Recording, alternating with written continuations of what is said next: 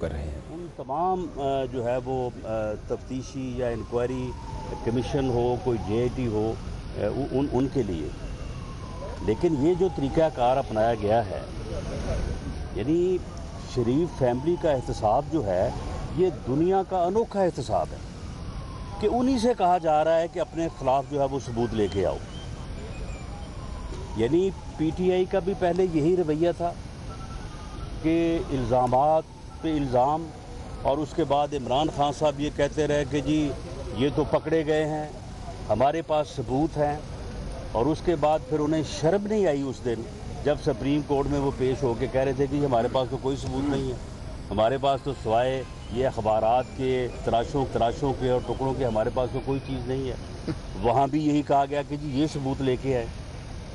اب JIT کا رویہ بھی یہی ہے کہ JIT جو ہے وہ کسی گواہ کو کہہ رہی ہے کہ جی آپ جو ہے وہ وعدہ معاف گواہ بن جائیں۔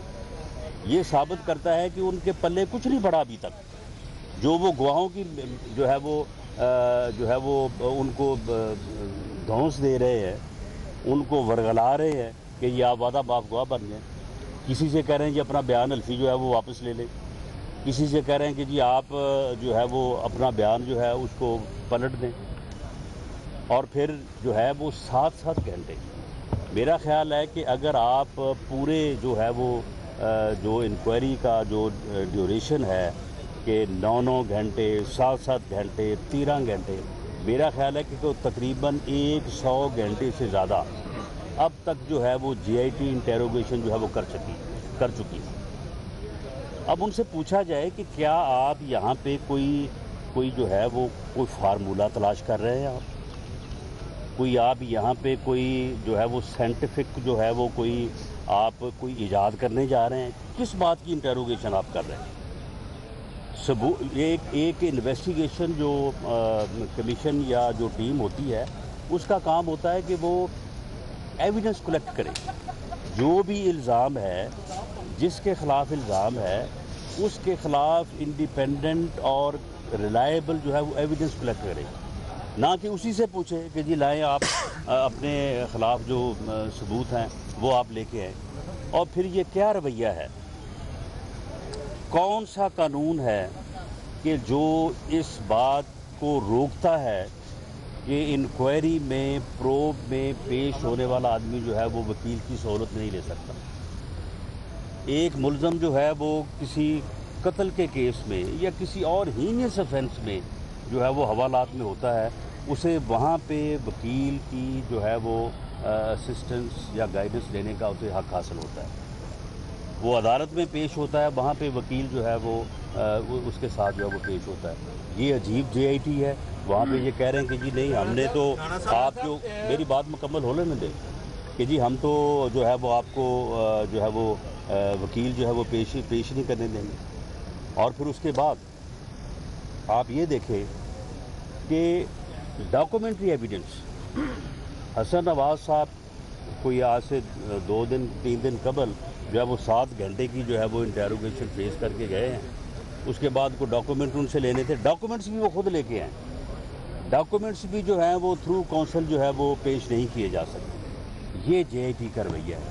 اور پھر یہ کیا رویہ ہے کہ رمضان المبارک ہے، وہاں پہ جو بھی پیش ہونے کے لیے جائے گا اس کے ساتھ کوئی اس کا ڈرائیور ہوگا، کوئی اس کا گن مین ہوگا، کوئی اس کا وکیل ہوگا، آپ نے تو کسی کو اندر جانے نہیں دینا۔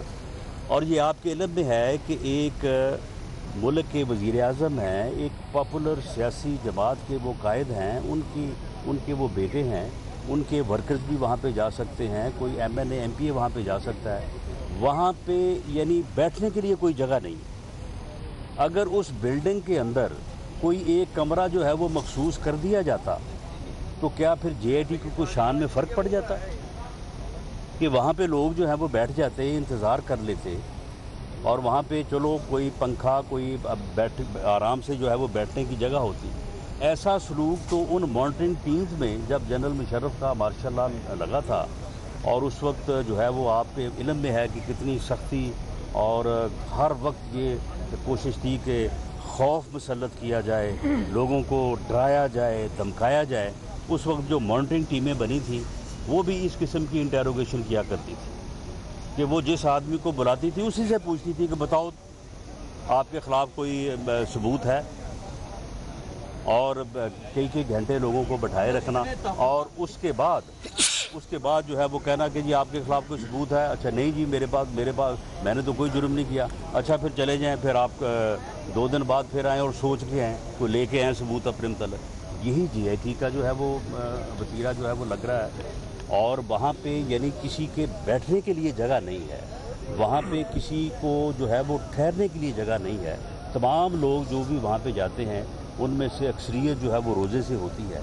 तो इससे कोई GIT की शान में कोई फ़र्क पड़ जाता या उसका कोई सुन लेना, बात तो सुन लेना, बात मुकम्मल होने दें आप। ये तो कोई तरीका नहीं है। तो मामला ये है कि ये जो जायज़ शिकायत हैं, ये जो जायज़ जो है वो कंप्लेंट्स हैं, इनको रिड्रेस होना चाहिए। GIT से हमारी गुजारिश है, GIT के जो अपना सरबराह हैं वाजिद ज़िया साहब, बड़ी अच्छी उनकी रिप्यूट सुनने को मिलती है। तो मैं समझता हूँ कि उन्हें इन चीज़ों का ख्याल करना चाहिए।